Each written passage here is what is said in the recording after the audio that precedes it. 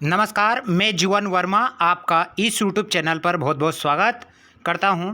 जैसा कि आज कक्षा 12th का समाजशास्त्र सोशोलॉजी का यहां पर पेपर कंप्लीट ही हुआ है, तो इसमें जो ऑब्जेक्टिव क्वेश्चन पूछे गए थे तो सभी प्रश्न यहां पर अनिवार्य रूप से करना था।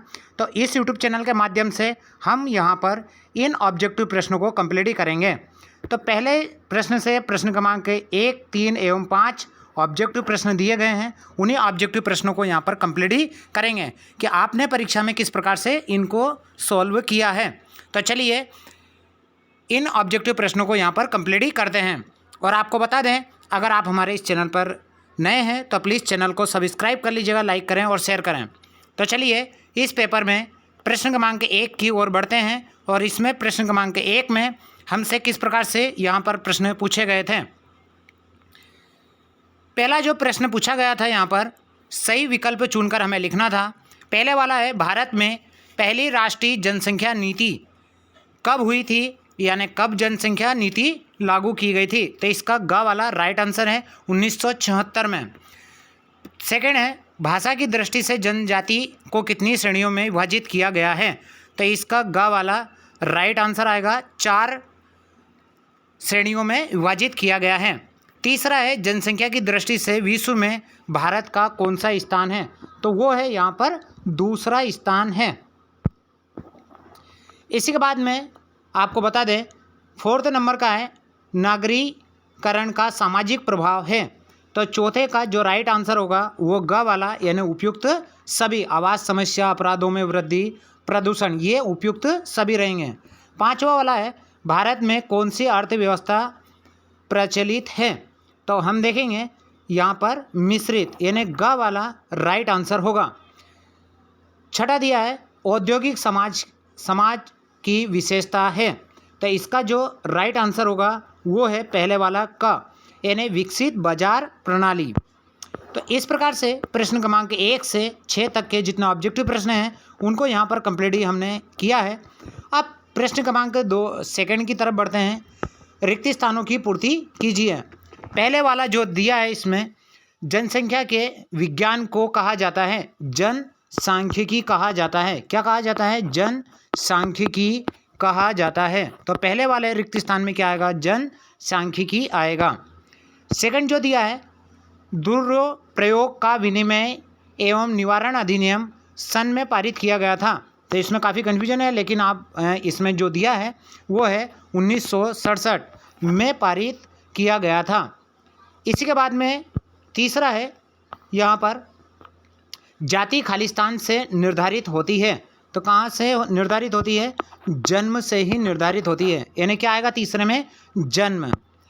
चौथा जो दिया है, खालिस्तान भारतीय संविधान के निर्माता हैं। तो कौन है? डॉक्टर भीमराव अंबेडकर। यानी कौन है? डॉक्टर भीमराव अंबेडकर।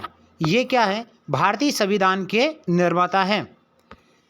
5वां जो दिया है, इसमें ब्रह्म समाज की स्थापना किसने की थी? तो वो की थी राजा मोहन राय ने की थी। राजा मोहन राय ने की थी। इसी के बाद में चलिए अगले प्रश्न की तरफ बढ़ते हैं। 6 नंबर का है, जनसंचार का प्रमुख साधन क्या है। तो यहाँ पर क्या है? समाचार पत्र, यानी समाचार पत्र, अखबार, ये सभी क्या है? जनसंचार के साधन हैं। 7वां दिया है, औद्योगिकरण की नीति का आरंभ कौन से सन में किया गया था। तो ये किया गया था 24 जुलाई 1991 में किया गया था। कब किया गया था? तो ये 24 जुलाई 1991 में किया गया था। ये थे प्रश्न क्रमांक 2 के ऑब्जेक्टिव प्रश्न। और यहाँ पर प्रश्न क्रमांक जो 3 है उसमें यहाँ पर सही जोड़ियाँ पूछी गई हैं। निम्न की सही जोड़ियाँ बनाइए। तो हम देखेंगे पहले वाला जो दिया है कि इसमें किस प्रकार से आएगा। पहला है, सती प्रथा का अंत। इसका आएगा स वाला, राजा मोहन राय ने की थी। अंत किया था राजा मोहन राय ने। फिर सेकंड है, मिश्रित अर्थव्यवस्था। तो दूसरे का आएगा सार्वजनिक और निजी क्षेत्र। तीसरा है, सर्वाधिक जनसंख्या वाला देश कौन सा है। तो इसका आएगा यहाँ पर चीन। फ वाला, उपयुक्त संयुक्त परिवार का मुखिया, तो इसका जो आएगा ब वाला राइट आंसर रहेगा, यानी कर्ता, यानी उसे क्या कहा जाएगा, कर्ता। पांचवा है राष्ट्रीय स्वास्थ्य नीति, तो इसका आएगा 2017, द वाला आएगा। और विभिन्नता भारती का आकाशवाणी में विलय, ये कब हुआ था, 1957 में किया गया था। तो इस प्रकार से प्रश्न क्रमांक 3 में जो सही जोड़ियाँ पूछी गई थी उनको हमने यहाँ पर कंप्लीट किया है। आप भी अपना मिलान कर लीजिएगा सभी छात्र। इसी के बाद में अगला है प्रश्न क्रमांक 4, और उसमें दिया है निम्नलिखित का एक वाक्य में हमें उत्तर देना है। पहला है मेरठ से निकलने वाले प्रमुख समाचार पत्र का नाम क्या है, तो इसका है मारदंड। क्या है, मारदंड, ये उस पत्रिका का या समाचार पत्र का नाम है। सेकंड दिया है चाय उद्योग की स्थापना भारत में कब हुई थी, तो ये हुई थी 1834 में। कब हुई थी, 1834 में हुई थी। तीसरा है भारत में बहुसंख्यक आबादी किस धर्म की है, तो वो कौन सी है, हिंदू धर्म की। यानी कौन से धर्म की है, तो वो है हिंदू धर्म की सबसे ज़्यादा आबादी है। इसी के बाद में जो दिया है फोर्थ है पुस्तकें छापने का काम सर्वप्रथम कहाँ शुरू किया गया था, तो आपको बता दें ये गोवा में शुरू किया गया था सबसे पहले पुर्तगालियों के द्वारा सन 1556 में किया गया था। भारत में छपाई का इतिहास 1556 में शुरू किया गया था और इसी युग में गोवा में पुर्तगालियों ने छपाई की मशीन लगाई थी। इसी के बाद में दिया है पांचवा संस्कृतिकरण शब्द की उत्पत्ति किसने की, तो ये की है एम एन श्रीनिवास ने। किसने की है, एम एन श्रीनिवास ने की है, एम एन श्रीनिवास ने। इसी के बाद में यहाँ पर सातवां दिया है नागरिक जनसंख्या में वृद्धि की प्रक्रिया को क्या कहा जाता है, तो नगरीकरण कहा जाता है। क्या कहा जाता है, नगरीकरण कहा जाता है। ये आएगा 7वें में।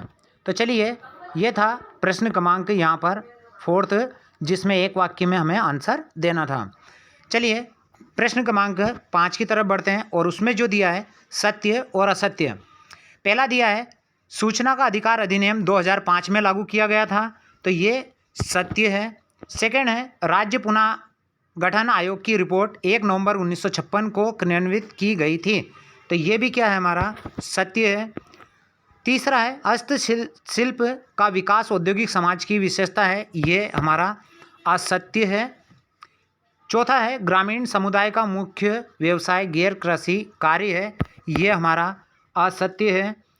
भारत की जीवन प्रत्याशा विगत वर्षों में घटी है, ये सत्य है जबकि बढ़ी है। छठा है औद्योगिकरण के बिना नागरीकरण संभव नहीं है, ये भी क्या है, असत्य है। तो इस प्रकार से प्रश्न क्रमांक जो 5 में है इन्हें पहले 2 राइट हैं और यहाँ पर 4 असत्य हैं।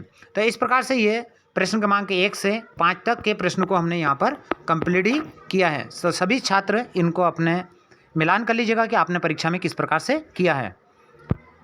तो इसी के साथ जय हिंद जय भारत।